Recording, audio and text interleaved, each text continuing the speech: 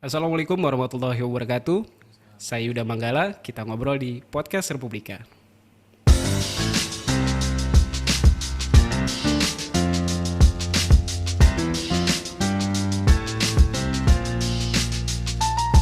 Sobat Republika, sampah masih menjadi masalah tidak hanya di dunia, tapi juga di Indonesia.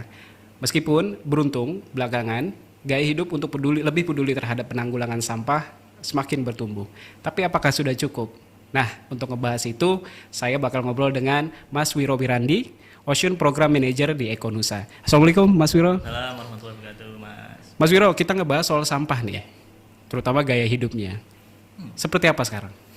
Sekarang ini memasuki dekade di mana gaya hidup hijau mulai banyak. Oke. Ya, jadi tetapi ancaman sampah plastik khususnya itu juga banyak. Oke. Nah, jadi tapi itu tidak cukup dengan gaya hidup aja. Kita butuh sebuah kekuatan yang banyak dari semua pihak, dari pemerintah, dari anak-anak muda sekarang yang lebih banyak dengan sosial media. Itu untuk lebih peduli, kemudian juga harus ada kampanye-kampanye yang sedang dilakukan oleh seperti Ekonusa untuk menyadarkan bahwa pertama ancaman sampah itu gimana sih, gitu kan? Terus kemudian karena umur sampah itu lebih lama daripada umur kita, gitu. Kalau tidak dibuang secara pada tempatnya, misalnya. Dan gaya hidup hijau sekarang juga didukung oleh beberapa desakan dari dunia internasional. Karena ancaman-ancaman sampah itu semuanya banyak lari ke laut nih. Nah, karena saya kan ya Ekonusa itu peduli terhadap laut. Salah satu kita mendukung untuk pemerintah mengurangi sampah plastik di laut itu sampai 70% di tahun 2025. Khususnya sampah plastik ya, Mas ya? Khususnya sampah plastik, gitu. Karena di Indonesia itu menurut datanya KLHK itu yang masuk laut ya, itu sampai 8 juta ton per tahun. 8 juta ton per tahun. Itu kayak berapa mobil ya, gitu ya. Pesawat Boeing kali ya. Banyak banget ya, Mas. Banyak banget. Yes. Itu dari Indonesia saja atau seluruh dunia? Dari Indonesia saja. Kalau di dunia itu 350 juta ton per tahun. Wow. Gitu. Nah, ini yang kalau diandaikan berapa ya? Besar banget ya, mungkin sepulau Bali kali ya. Sepulau Bali ya. Diratain ya. Dan bahkan di katanya di Pasifik itu sudah ada pulau sampah plastik yang mengapung-apung gitu. Nah, dan itu nggak bisa ditinggalin ya, Mas, pulau sampah itu ya? Dan karena kan dia bergerak terus. Jadi maksudnya pulau yang tidak bisa ditinggali. Betul. Isinya sampah doang gitu. Betul juga. Maaf. Nah, gaya anak sekarang ini memang ada yang sudah mulai ke arah mulai mengurangi. Ya, karena juga namanya juga gaya hidup, aku pingin gaya hidupnya yang hemat, aku pengen gaya hidup yang hijau ataupun gaya hidup yang glamor, itu pilihan ya. Tetapi semuanya pasti ada plus dan minusnya. Karena gaya hidup ini ditentukan oleh faktor-faktor yang banyak, pendidikan, kemudian juga faktor pergaulan juga, dan kemudian faktor apa yang sering dia istilahnya orang tuanya untuk lingkungannya dari kecil dan sampai besar itu mempengaruhi. Jadi gaya hidup anak sekarang ini masih didriven oleh beberapa industri ya, industri seperti mall misalnya, yang tempat nongkrong anak sekarang kan, benar. Minum sedotan, gelasnya gelas plastik gitu, yang sekali pakai. Nah, kalau misalnya didriven oleh gaya hidupnya si mall ini ataupun kafe ini misalnya, nah itu ya sekarang udah ada kafe-kafe, udah ada mall, udah ada retailer yang tidak menyediakan lagi straw gitu kan, straw plastik, dan gelasnya pun kalau bisa yang gelas keramik aja gitu. Tapi sebenarnya udah menyeluruh belum sih gerakan kayak gitu, Mas? Maksudnya untuk belum sih, karena masih di dekade ini nih masih yang kami rasakan itu masih di kalangan anak muda perkotaan. Oke. Nah, kalau yang di daerah nih, yang misalnya yang jauh dari mungkin internet begitu, yang akses informasi yang baik gitu ya. Betul sekali. Itu yang kita tidak tahu, tetapi bisa aja di sana juga pemakaian sampah plastiknya juga sedikit gitu. Bisa saja. Tetapi kresek. Nah, ini kresek ini musuhnya kita semua sih sebenarnya. Dari ibu-ibu, dari nenek-nenek kita mungkin sama ibu-ibu kita masih pakai. Dan sebagian dari kita sendiri anak muda mungkin juga masih pakai gitu. Karena kresek itu sesuatu yang simple, mudah ditemukan, murah, dan kemudian berfungsional masalahnya. Kalau kita nih kehujanan, ada kresek nggak untuk bungkusin sepatu saya? Kadang saya pakai pala ke kresek loh. Secara fungsional ya kalau kita ngebahas itu. Tapi memang kalau saya melihat sepertinya gaya hidup hijau inilah kita bahasakan lah ya. Gaya hidup untuk lebih peduli lingkungan memang terlihat sudah makin ini ya, makin di mana-mana gitu. Tapi saya juga memang tidak bisa menilai secara realitasnya seperti apa gitu. Sebenarnya gimana sih Mas? Tapi secara gaya hidup memang sebenarnya menguntungkan kan ya? Maksudnya sudah ada gerakan-gerakan atau awareness soal ini gitu. Tapi kalau realitasnya memang masih kurang kah atau? Nah, alhamdulillah kan Jakarta mulai 1 Juli kemarin udah ya salah satu yang mengurangi kantong kresek ya. Betul. Yes, ini suatu upaya kolektif dari semua masyarakat khususnya di Jakarta dan juga disambut baik oleh pemerintah Jakarta untuk mengeluarkan peraturan gubernur tersebut. Di Indonesia sekarang memang sudah ada beberapa daerah seperti 2 provinsi yaitu DKI Jakarta dan Bali. Kalau kota itu ada Bogor, Bekasi, Semarang, Banjarmasin sampai Balikpapan. Yang menerapkan kebijakan serupa. Betul. Mengurangi kantong kresek. Betul sekali. Melarang malah ya bahasanya ya Mas. Sudah, tapi hanya di tataran ada juga yang retail aja nih gitu. Sebenarnya juga misalnya di Jakarta kemarin ya. Jakarta sudah dilarang nih, tetapi di pasar-pasar tradisional sebenarnya masih ada. Iya, gitu. Dan masalahnya ya masih baru kan, tapi pengeluaran peraturannya sudah dari akhir tahun kemarin. Nah, mungkin apakah masalah sosialisasi atau belum berubahnya behavior dari orang-orang tertentu ya, tapi diharapkan kita yang di orang perkotaan ini bisa berubah dulu, nanti harapannya bisa diikuti dengan yang lain gitu. Setidaknya ada hal positif dari kebijakan ini ya, kebijakan untuk mengurangi kantong kresek, meskipun untuk mengubah behaviornya itu mungkin paling sulit ya Mas ya. Betul sekali. Sebenarnya dari tahun berapa sih ini kebiasaan kita untuk menggunakan kantong kresek? Udah lama ya? Udah lama banget, Saya masih kecil aja sudah dengar apa itu tanda segitiga panah gitu kan. Iya. Recycle gitu. Nah, itu sebenarnya sudah ada di tahun-tahun mungkin saya 90-an gitu. Tapi itu kan belum kuat dari pemerintah tuh belum serius nih menangani masalah sampah gitu kan, sampah plastik khususnya. Sampai akhirnya bahwa bencana banjir atau biaya untuk menanggulangi banjir ataupun bencana yang diakibatkan karena sampah itu lebih besar daripada untuk pencegahannya gitu. Jadi akhirnya sebaiknya daripada tiap tahun itu mengeluarkan biaya nih, misalnya DKI Jakarta untuk menangani banjir, apalagi beberapa tahun yang lalu 2000 berapa itu banjir bandang besar kan.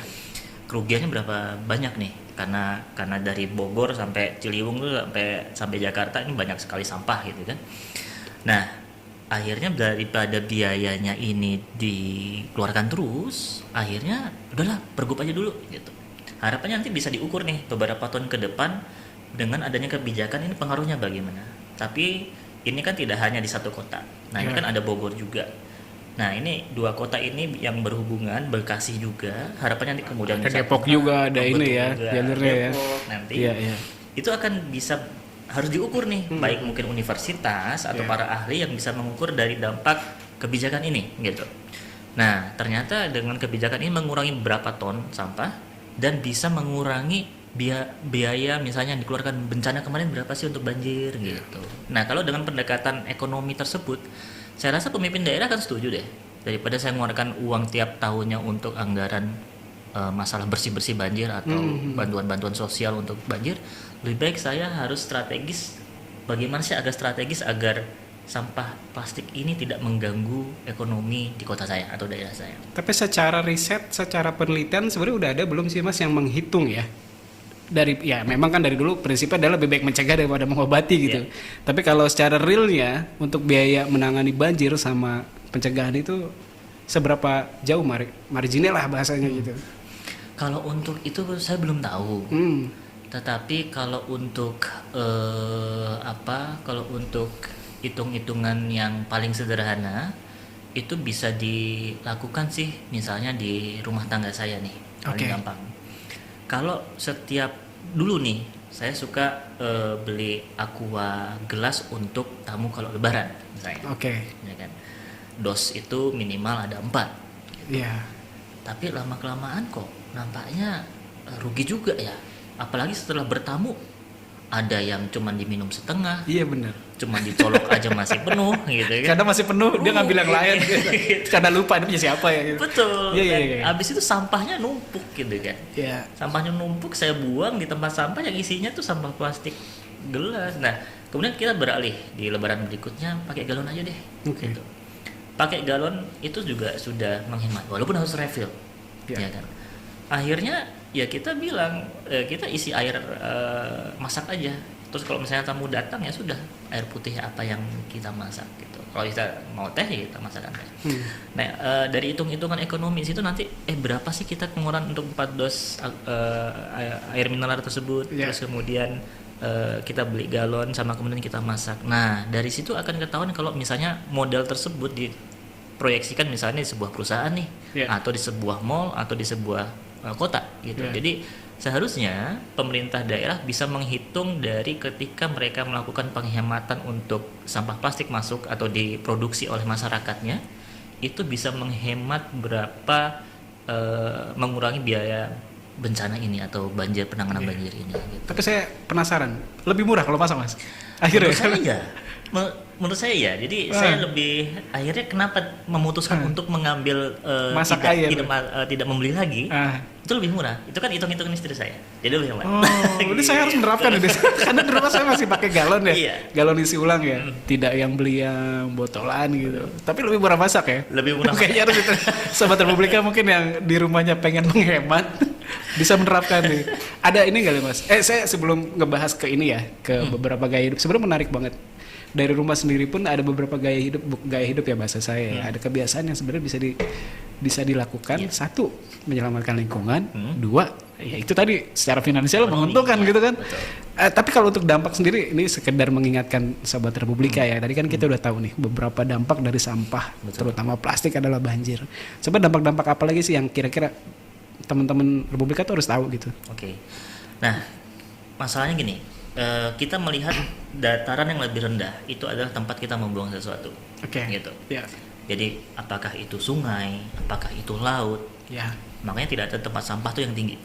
Ya, Tempat sampah tuh yang pasti lebih rendah daripada kita. Nah, jadi nggak heran kita melihat orang membuang sampah pasti gampang. Iya, Gitu. langsung Nah, buang betul. sampah itu akan bermuara pastinya ke laut. Tapi sebelum itu perjalanannya sangat jauh. Jadi dengan teman-teman komunitas Ciliwung dan Pandu Laut kemarin kita juga membahas apa sih yang dampak menjadi kesehatan, ataukah misalnya air tanahnya juga mulai tercemar, atau kemudian sampai di laut itu akan berpengaruh terhadap gimana. Kalau kami konsennya di laut Ekonusa itu kita sudah mengidentifikasi beberapa permasalahan-permasalahan yang diakibatkan oleh sampah plastik. Oke. Kalau yang pernah viral nih, Ya. teman-teman Republika itu apakah pernah melihat video yang paus yang terdampar kemarin Ya. itu isinya plastik semua, Ya, gitu betul. kan?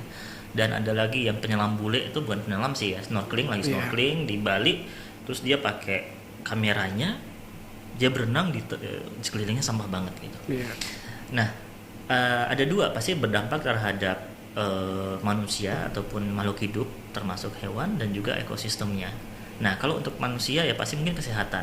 Yes. Kesehatan ini lebih kepada sekarang itu ada penelitian tentang mikroplastik. Yes. Nah, pernah dengar mikroplastik?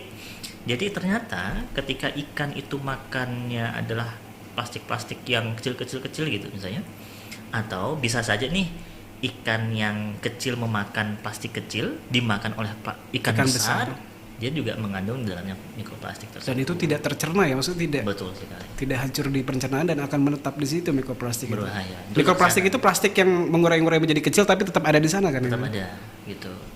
Nah, itu pun mungkin plastik yang sudah berapa puluh tahun nih. Gitu Iya, ya. iya, betul. Nah, kemudian untuk ekosistem pastinya seperti tadi adanya pencemaran pesisir nih, sampah jadi menumpuk di sana, kemudian jadi bau, ya kan, bisa saja berdampak terhadap orang tidak mau berkunjung ke daerah tersebut. Di bulan tertentu, Pantai Kuta itu sampah isinya sampah plastik ataupun sampah dari laut, Ya. gitu, ataupun ada ikan yang terdampar. Tetapi yang lebih banyak itu adalah sampah plastik, gitu Ya. kan. Apakah itu habis akhir tahun, Ya, perayaan tahun baru dan lain-lain. Dan Tetapi kayaknya tiap tahun selalu aja ada berita soal itu ya. betul. Nah, itu untuk biota biasanya ya pernah lihat juga penyu yang kena karet, Iya. gitu kan, akhirnya bengkok tempurungnya, kemudian paus tadi, dan juga mikroplastik terhadap manusia. Dan terakhir kalau misalnya itu daerah wisata, orang kan akan enggan datang ke daerah tersebut. Misalnya nih, saya datang ke daerah Wakatobi misalnya. Iya. Wakatobi ternyata di sana tidak sadar plastik, masyarakatnya membuang sembarangan di daerah tempat divingnya kotor. Aduh, aku nggak mau balik sini deh, gitu. Nah, itu bisa dan tidak ada kebijakan dari pemerintah, tidak ada dukungan dari masyarakatnya tidak sadar, dan dari pihak masyarakatnya tidak ada inisiatif melakukan perbaikan, akhirnya mengurangi pendapatan mereka sendiri, gitu. Itu yang dampak-dampaknya juga ya. Bisa ke dampak ekonomi terkait wisata gitu ya. Betul. Kesehatan apalagi ya, ketika kita makan ikan yang ada mikroplastiknya mungkin ya kanker ya paling ini lah ya Mas ya. Bisa juga.